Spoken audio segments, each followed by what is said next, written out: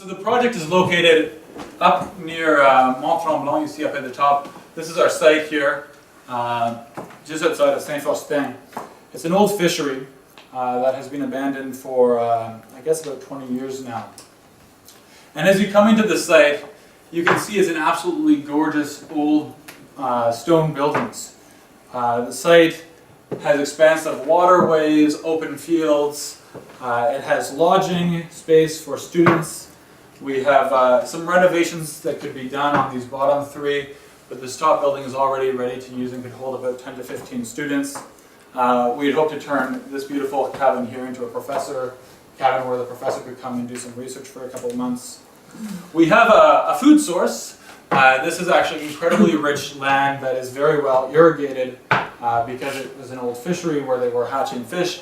There's actually water ponds here, and down here. So it's a very ideal place to be doing agriculture and doing experimental permaculture. So what do we actually do at this site? What's actually happening? Well, there's two primary pillars for the first 4 years of the project. The first is education and training.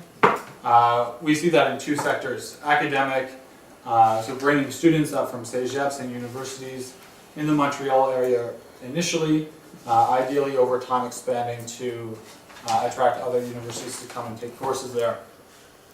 On a community level, we see ourselves bringing in people who are interested in taking courses on things like permaculture, woodworking, land use pieces, retrofitting of your house, that sort of thing. It's a model that's been done in the States at a place called Yestermorrow and is doing financially very well. On the academic level, we would aim to bring in professors to be teaching courses, but we would also be doing some of the academic training, which would be part of our revenue model. When we look at we step back a little bit from the flower and look at the bigger picture, we're also providing community gathering space that doesn't currently exist in this community. We're building capacity within the region for them to be leaders in sustainable development in a rural sector. We're improving the environment of the actual site, and as a result, we'll also be providing an example for other communities to look to in terms of sustainability.